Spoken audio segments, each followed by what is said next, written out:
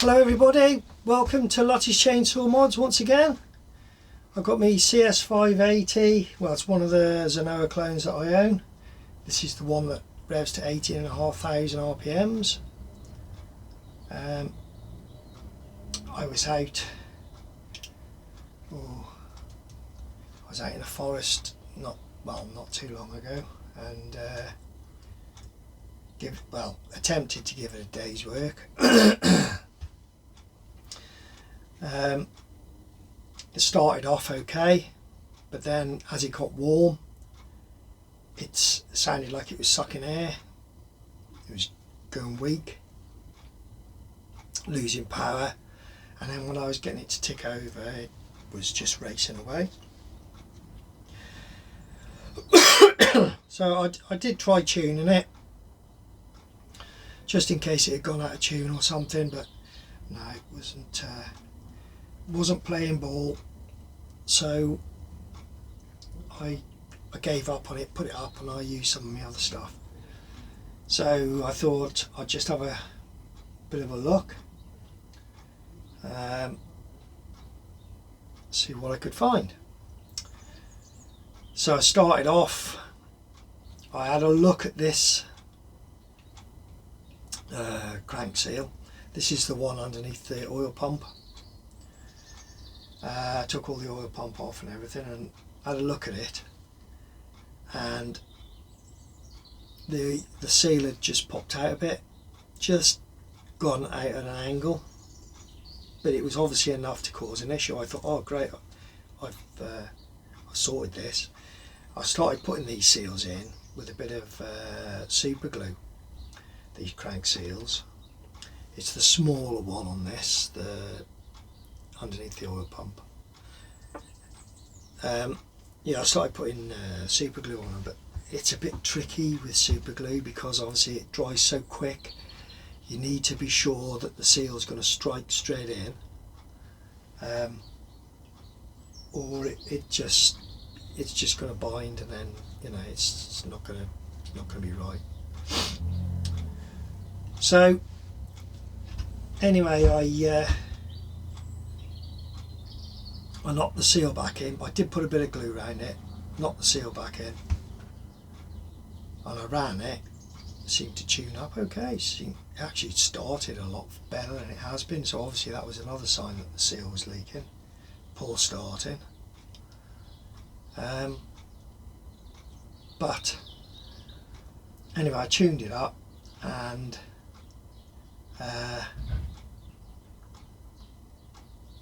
it seemed to tune okay, but then it'd go out of tune, it was going weak again, and then it started racing again. But initially, when I initially started it, when it was cold, it was fine, see. Anyway, I thought, no, there's something wrong here. So I've just got it back in again, and I thought I'm going to take both seals, check both seals, both crank seals. It might be the one on the other side, the bigger one. Anyway, I just got the flywheel off on the other side, checked the seal.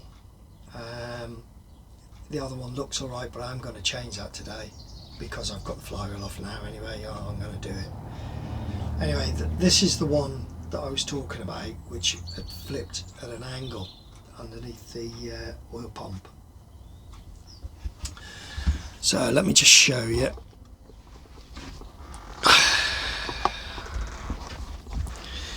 So it's the one that goes in there just under the oil pump, okay? So what I've done, I decided I was going to change it anyway, and it's a good job I did, because I have actually found the problem.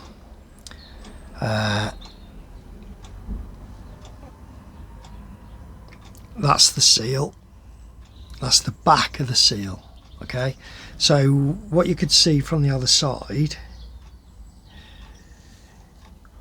was that, okay, there's a little bit of roughness around it, as you can see. That's because I've got a bit too much super glue on it when I originally put it in, but it doesn't look too bad once it's in, because I know you can see the spring now.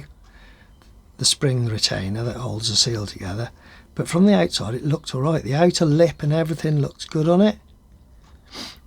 So obviously I dented it getting it out, but it did look good. I thought about it and thought about it,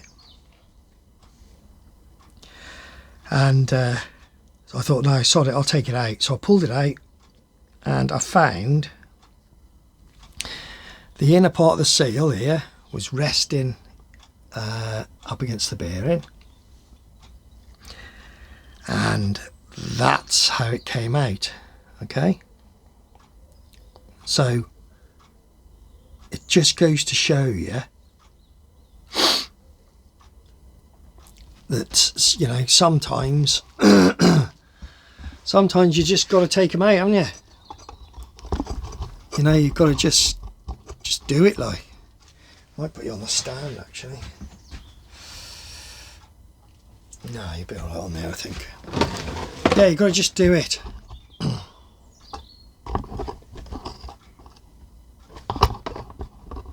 I'm just moving you about a minute. Trying you in different places. I think you're better there though.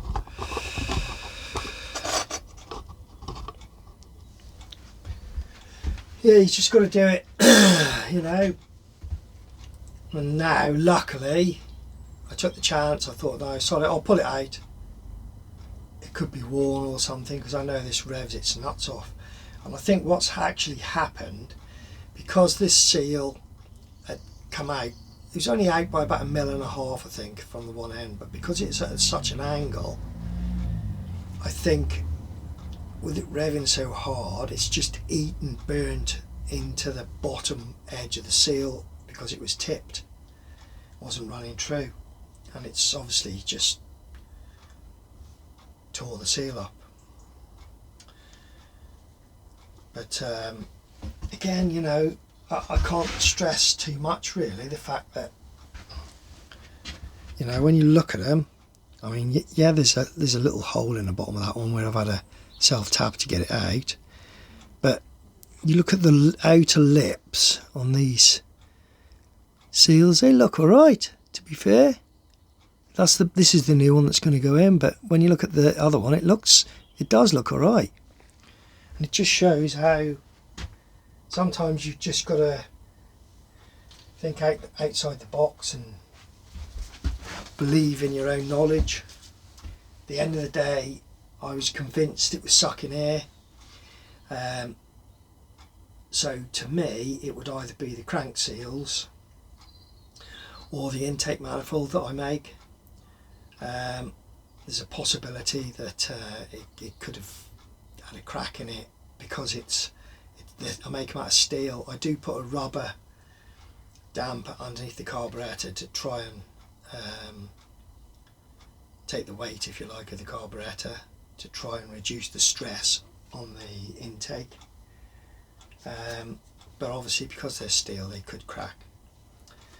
So I had that in the back of my mind. It could be the air carb intake manifold, or one of the crank seals. Now, like I just said, you can't always tell just by looking at them.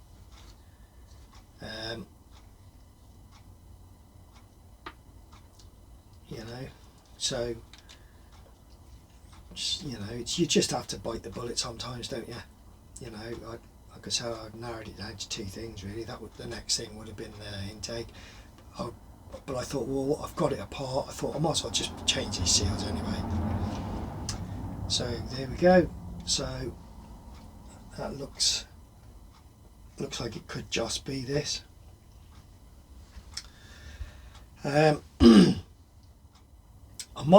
thinking about doing another run on this on my dyno at some point, after I've done these seals and everything. You see, the thing with this,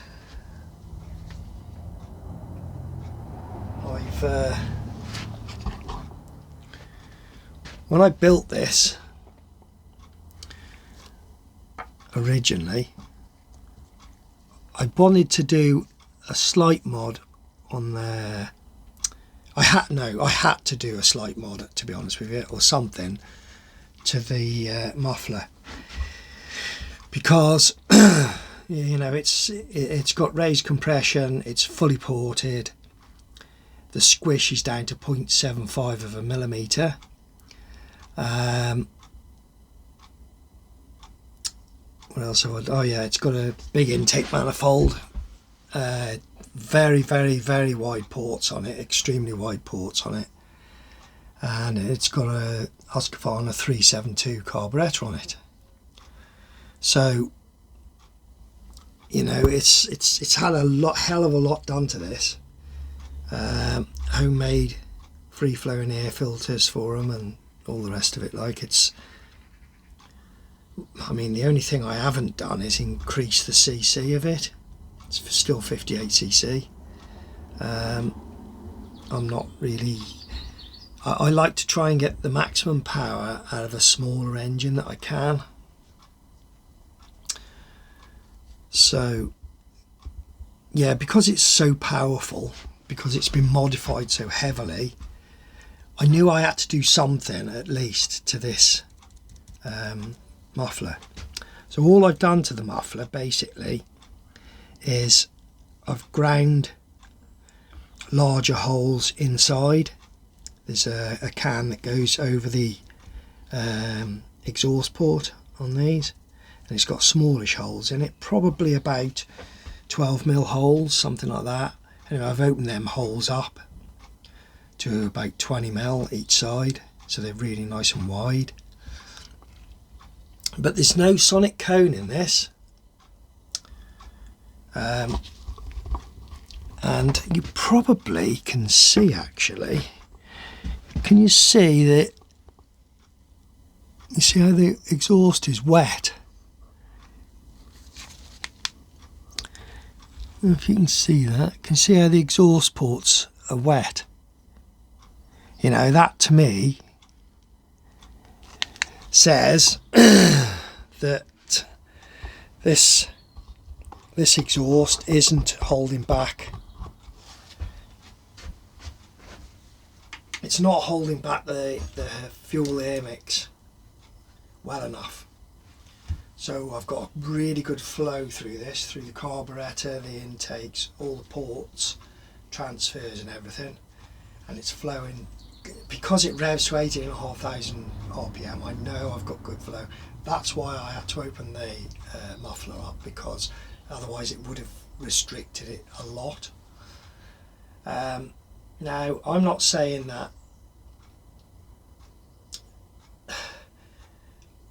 realistically I do need like an expansion chamber, if you like the small expansion chambers that I did a video of way back. I need to do one of those for this, but I'm going to have to think about the size of openings, etc. a little bit more, because this needs to flow really well, but I just need that echo to pressurise the fuel air mix as it's trying to come out through the exhaust, because it plainly is coming out through the exhaust because the exhaust's wet. So I'm losing power because of that, and I reckon I can transform this saw. It came out at, now let me see, where's my paper? Came out just below 6 brake. Not sure where I put me. I got some paperwork somewhere that I've kept for this. Not sure where. Oh, there it is.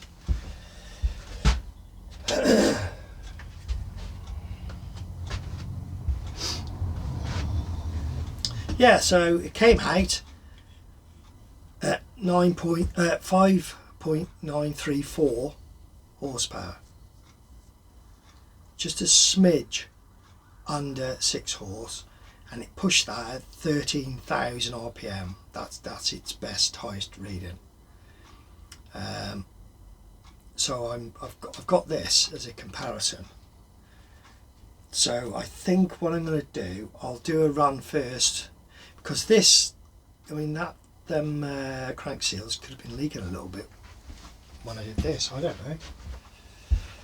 So I'm going to do these crank seals, get it all running nicely, and then I'll think about doing another run with the you know, with this once it's been repaired on my dyno. Dyno's just down there at the moment. Actually, I've just been doing some work on some of the sensors. Yeah, doing a bit of work on some of the sensors on it, upgrading them and what have you. Well, I know one of the RPM meters was a bit difficult to read, so that's having a little bit done to it, but yeah, so once I've run this with the standard can on it, I think what I want to do, I might build the can first, build a lot, because I've got a spare standard exhaust in here, which I bought actually to modify. Not sure if that's on or not.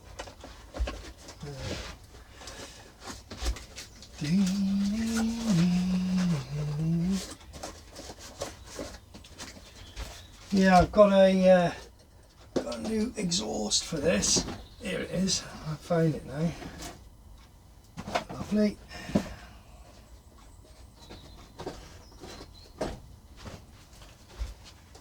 I've had this a while, to be honest with you. I did buy it so I could play around and see if I could. Once it was before I bought this, before I built my dyno, and I thought, well, this would be good fun.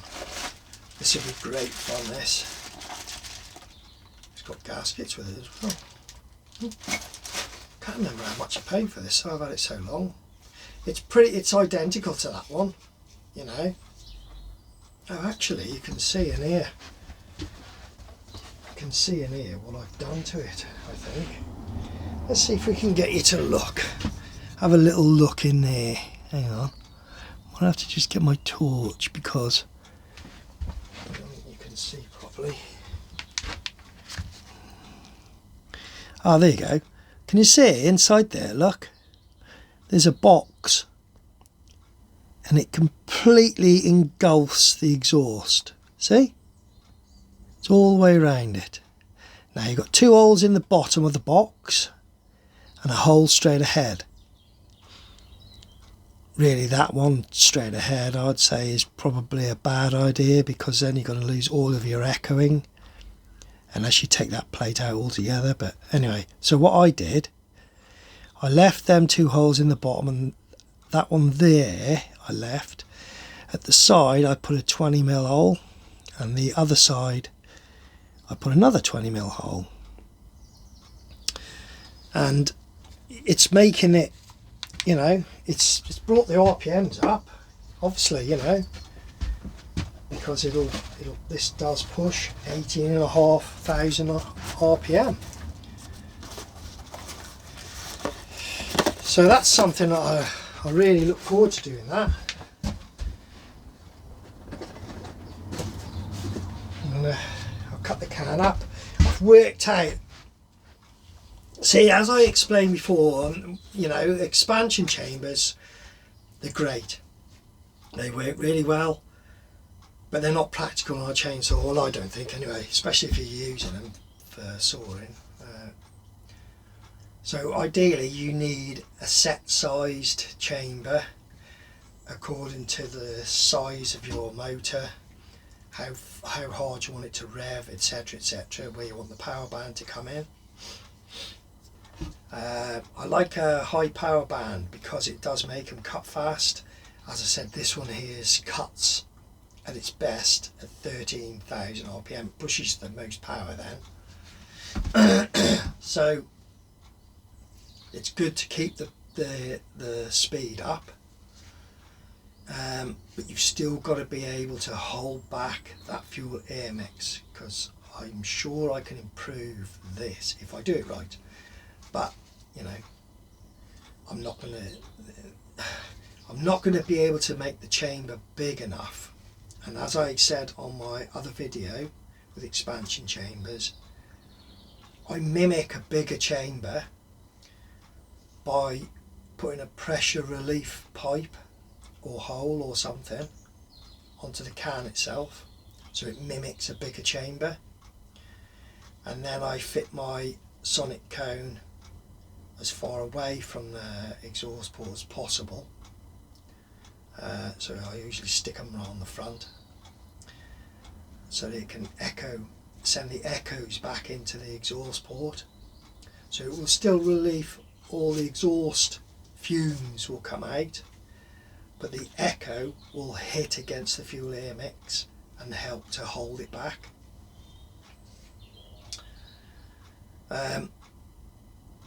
Because obviously you don't get, your echo happens when the exhaust is open. When the exhaust is opened, the sound wave then comes out, hits the sonic cone and then bounces back. Okay, but by that time really your exhaust fumes only should have come out, because it's only a short distance, about 60 mil I think I fit the cones, but it's got to go out, hit the cone, come back and hold back your fumes in that split second. But by then your exhaust fumes should have gone, so that sonic wave then is hitting against the fuel air mix that's following your exhaust fumes. So yeah, so I mimic the pressure in the can to an expansion chamber by controlling the pressure relief outlet, because I'll have two reliefs on this, but they might go into one now. I might do it differently, because the last one I built, I got two separate pipes. So I'm going to have a go and see if I can get pressure relief and the outlet pipe all into one, just have one pipe. It might sound a bit better as well, I think. That's what I'm going to try and do. So it's going to take a bit of guesswork, trial and error, and then once I've built it, that's when I'm going to do another run on that dyno. I'll do one with this can on and then one with the expansion chamber. And I know there's a few people on my channel that have asked about muffler mod dyno testing. Well, it will be my next thing once I've got this running correctly. And hopefully it'll work. If it doesn't, you know, I'm prepared to cut it open again and try something different if I need to. Because at the end of the day I've got a set point here with the way this is running now, and because I've got this dyno to test it with, I can see, has it helped, has it not helped, what's changed. And I know what I've done to this can. It's virtually standard, it's just got slightly more openings for flow. That's all I've done to it, and this is why I think that exhaust is wet, because it's just allowing it all to flow, and it's flowing the fuel air mix out as well. And I reckon it should push up the torque, which that's what I need to do. You know, I've got the RPMs massive on this.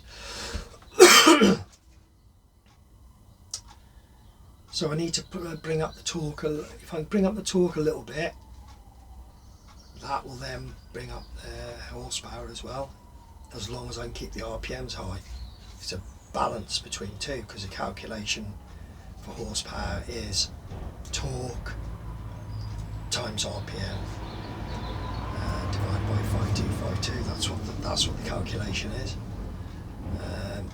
So I need to bring up, if I can bring up torque, I've brought up RPMs, gained good horsepower. If I can just bring that torque up a bit and keep the speed, engine speed, then it's going to be a beast, this thing. So that's what I'm hoping for. And when I do that, I'll the trouble with my dyno, I have to do a recording on this phone, and then I look through the video and pick out the numbers, write them all down, do an average, a high and a low, on average, and all the rest of it. Like you can do a power curve basically. You can, but I'm obviously drawing it. You know, it's not as technologically advanced as having a laptop with a load of sensors and what have you on it. You know, I've just got speed and torque sensing. That's all I have on that at the moment. I have got something that I can now measure the cylinder head temperature, but you know, it does the job. It's, you know, it's just a play toy at the end of the day. It's not a serious sort of piece of kit, but it will do what I want it to do now, which is tell the difference between modifications, which is that's what I wanted it for. That's ideal. So I think I'm going to let you go now. I'm going to see if I can put this back together. I hope you enjoyed this bit of a video. It's a bit longer than I've done recently. Some people were saying some of my videos were a bit long, but I suppose, you see, I mean, when I watch them, sometimes I want to watch a quick video, sometimes I want to watch a long video, a long one. But anyway, I hope you've enjoyed this, and once again, thanks so much for watching Lutys Chainsaw Mods. Hope you enjoyed, and bye for now.